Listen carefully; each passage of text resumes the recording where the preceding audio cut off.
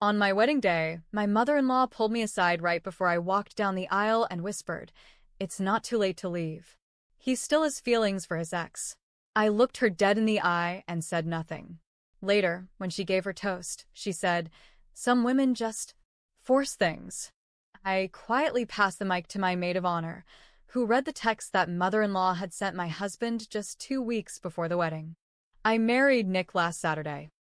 We've been together for 4 years, and honestly, we've had our share of rough patches, mostly because of his mother, Carol. She never liked me. She never even tried.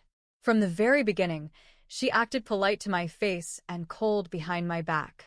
At first, I thought it was just me being sensitive. But then friends, and even Nick, started noticing. She'd make comments like, "She's so independent some men find that hard to live with," or "You two moved in pretty quickly, didn't you?" I brushed it off, thinking it would get better. It didn't. Over the years, Carol kept making me feel like I was just passing through. Like I was a placeholder until Nick came to his senses and ran back to his ex, Amanda. She mentioned Amanda constantly. Amanda loved camping. Amanda used to make that salad Nick liked. Amanda came from a very respectable family. Nick always brushed it off, said it didn't matter. He told me he loved me, that he was over Amanda, that Carol just had a hard time letting go. I believed him. When he proposed, I thought maybe we were finally moving past all that. I thought maybe, once we were married, Carol would finally have to accept it. But what happened on my wedding day? I never expected it to go that far. We were getting ready in the bridal suite at the venue in Larkspur, Colorado. It was this beautiful old farmhouse with mountain views. I'd just finished getting into my dress. My makeup artist was packing up, my friends were laughing, the photographer was snapping pictures. It should have been the happiest moment of my life. Then Carol walked in. She was wearing an off-white dress. Not beige. Not champagne. Off-white lace, fitted, like it could have been a second wedding dress. I knew what she was doing. Everyone knew what she was doing. But I didn't say anything. I smiled and said hello.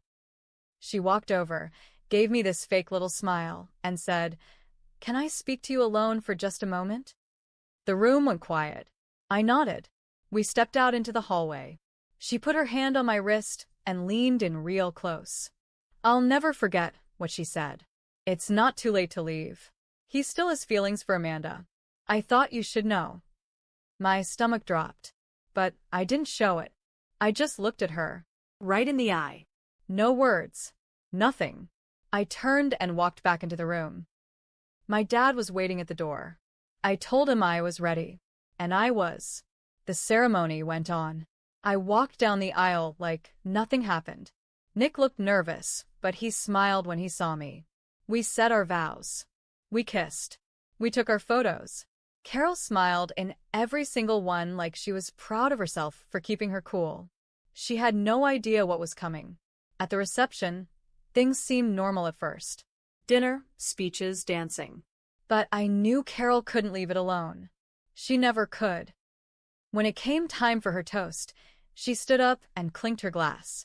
She looked at me with that same dead smile and said, "To my new daughter-in-law, some women just force things." That was it. No congratulations. No welcome to the family. Just that. The room fell silent. A couple people laughed uncomfortably, not sure what she meant. Others looked confused. Nick's jaw tightened, but he didn't say anything. I did. I stood up, walked over to the mic. I didn't even say anything. I just handed it to my maid of honor, Danny. We'd talked weeks ago. I told her if Carol did anything to ruin my day, we'd go through with the plan. Danny took the mic. She smiled like she was about to tell the funniest story in the world. But she didn't. She pulled out her phone. I was going to share some cute college stories about my name, but I think something else is more important. These are screenshots of texts sent by Carol to Nick, 2 weeks before the wedding. The room went silent. Danny started reading. "You don't have to go through with this. You know Amanda would still take you back. She's not the one. She's never been the one. Your father agrees. This whole thing feels rushed. You're not thinking clearly. There's still time to get out of this.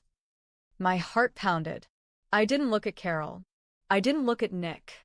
I just watched the guests, the gasps, the whispers, the disbelief. People started shifting in their seats. One of Nick's uncles stood up and said, "What the hell, Carol?" Carol's face went pale. She looked around like she couldn't believe this was happening. She tried to speak, but Danny cut her off. "There's more. She's manipulating you. I've seen the way she talks to you. Amanda was never like that. If you marry her, you'll regret it. You're not yourself around her. I miss the old you." Nick was frozen. He hadn't moved. His face was blank. I took the mic back. My hands were shaking, but my voice wasn't. I was going to pretend everything was fine. I was going to stay quiet. But I'm done staying quiet. Carol stood up, but someone, Nick's aunt, I think, put a hand on her arm and told her to sit. And she did. I looked at Nick. He still hadn't said anything. I couldn't read his face. That silence was worse than anything. But this story isn't over. Nick didn't speak for a long time. Everyone was watching him, waiting for a reaction. I could feel my chest tightening. Part of me thought he would defend her, that maybe he'd turn around and say I went too far. But finally he stood up. He didn't look at me. He didn't look at Carol. He just said, "I need a minute," and walked out of the reception hall. You could hear murmurs rising behind me. The music had stopped. The staff stood frozen near the buffet. My bridesmaids looked like they didn't know what to do. Carol stood too, like she was going to follow him. I moved fast. I stepped right in front of her, blocking her path. "You don't get to talk to him," I said, loud enough for half the room to hear. "Not until you answer for what you did." Her eyes narrowed. I was trying to protect him. "You wouldn't understand that." "From what? A happy marriage?" She opened her mouth, but then Nick's dad stood up across the room. I'd never seen him raise his voice before. The man was quiet to a fault, but he looked her dead in the eye and said, "Sit down, Carol. You've done enough." And she did. For the first time ever, she actually sat down without arguing. I walked outside and found Nick near the back garden. He was standing by the fountain, staring at his reflection. "You okay?" I asked, my voice quieter now. He turned. His eyes were red. "I didn't know she sent those," he said. "I mean, I saw the messages. I just didn't think you'd find out. I thought if I ignored her, she'd stop." I swallowed hard. She didn't stop. She tried to ruin our wedding. "And you let her?" He shook his head. I didn't reply to her. I didn't say anything back. I thought that was enough. Not saying anything is still saying something, Nick. He looked down. "I know." We stood there in silence. Finally, he said, "So what now?" I didn't answer him right away, because the truth was I didn't know. We went back inside, and I made it through the rest of the night. I danced with my dad. I cut the cake. But I couldn't forget what happened. I couldn't ignore it. The next day, Carol posted pictures from the wedding with captions like, "Sometimes the heart breaks in silence." Congratulations, I guess. People saw them. They started calling her out in the comments. She deleted them, but not before screenshots spread like wildfire through the family group chats. Nick confronted her the next day. He asked me not to come. I agreed. He came back hours later, furious. "She said you manipulated Danny," he told me. "She still thinks you planned this to make her look bad." I raised my eyebrows. She made herself look bad. Nick didn't argue, but then he said something that stuck with me. "She wants to meet. Just the two of you." She said she wants to clear the air. I stared at him. "You think that's a good idea?" He looked torn. "I don't know. But if we're going to move forward, she can't keep treating you like this." So, I said yes. But I wasn't going in blind. Because by then I had learned something else. Something bigger than a few texts. Carol had been talking to Amanda behind my back. And Amanda had receipts. I didn't tell Nick what I found out right away. I wanted to be sure. So, I reached out to Amanda myself. It wasn't hard. Carol still followed her on Instagram, and Amanda had liked one of Carol's photos from 2 months ago. A photo of Nick and I at our engagement dinner. I messaged her. Short and simple. Hey, I think we should talk. She replied 10 minutes later. We met at a coffee shop 2 days before I agreed to see Carol. Amanda showed up in joggers and no makeup, clearly not trying to impress anyone. She looked surprised to see me, but didn't seem nervous. Just tired. I figured you'd reach out, she said, sliding into the booth across from me. That set off alarm bells. How long have you and Carol been talking? I asked. Amanda sighed. Since right after you guys got engaged. She messaged me. Said she missed having me around. Said Nick was making a mistake. She continued. At first, I ignored it. But Carol's the type who doesn't go away. Eventually, I responded. We caught up, I guess. But then, she started asking me to help her. I leaned forward. Help her do what? Break you guys up. I sat back, gripping my coffee so hard I thought it might crack. Amanda pulled out her phone and scrolled for a minute. Then she showed me messages. If you just meet with him for lunch, I'll make sure he's there. Don't you miss him? This girl is pulling him away from who he really is. Say you miss him. That's all it'll take. And then the worst one. If this marriage happens, she wins. I won't let that happen. I stared at the screen, stunned. Amanda was quiet. She offered to pay me, she finally said. She said she'd help me get back on my feet if I did this one thing. Did you take it? I asked. Amanda looked at me straight. No. I didn't even meet with him. I told her to leave me out of it. But I figured you should know what she was capable of. I thanked her. I saved the screenshots she sent me. I didn't show them to Nick. Not yet. Instead, I waited for the meeting with Carol. We met at her house. Neutral ground, she said. She made tea like we were friends, like she hadn't tried to tear my life apart. I know things got a little tense, she began, but I think we can get past this. I stayed quiet, just like I did the first time she tried to rattle me. She went on about family and adjusting, and strong women sometimes clash. She said I should apologize for embarrassing her in front of everyone. That's when I pulled out my phone and slid it across the table. I had printed the texts from Amanda. Hard copy, stapled and dated. Carol went pale. You paid her to try and break us up, I said. You told her I was stealing your son. Carol opened her mouth, but nothing came out. Then she said, that was a mistake. No. A mistake is forgetting a birthday. This was sabotage. She tried to recover. You don't understand the bond one have with Nick. No, you don't understand boundaries. And now, everyone's going to see the kind of mother you really are.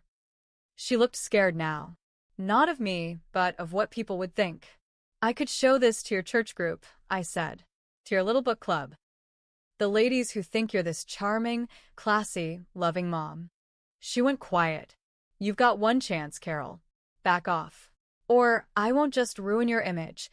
I'll make sure everyone sees you for who you are. She didn't answer me, but her silence said everything. After I left her house, I knew things could never go back to normal. I told Nick everything about Amanda, about the offer, the texts, the meeting. I even handed him the printed messages. He sat on the couch, flipping through the pages, his face hardening with every line. I don't even know who she is anymore, he muttered. You never really did, I said. He looked up at me, guilt all over his face. I should have stopped her. A long time ago. I didn't want to deal with it. That's the thing, Nick. You didn't want to deal with it, so I had to. We didn't talk much after that. Not for days. We just moved around the apartment like strangers. Then came the family fallout. People started talking. The screenshots from Amanda made their way into the extended family group chat. Carol's sisters called her out. Her own husband moved into the guest room. Her church friend, yes, the one who helped plan the bridal shower, sent me a message saying, I had no idea. I'm so sorry. Carol tried to play the victim. She posted on Facebook that people were twisting her words. She said she was being attacked for caring too much. But the damage was already done. The next Sunday, Nick and I were supposed to go to brunch with his parents. I told him I wasn't going. He went anyway. I think he needed to see it for himself. He came back quiet. She's different now, he said. She's angry at everyone. She blames me, you, Amanda, my dad, even Danny. She's not different, I said.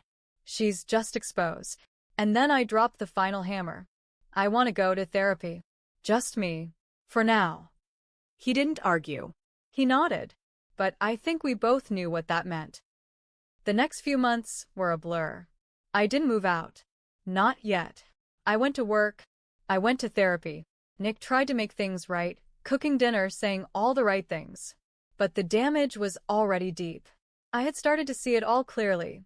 Nick hadn't cheated, but he let his mother treat me like garbage for years.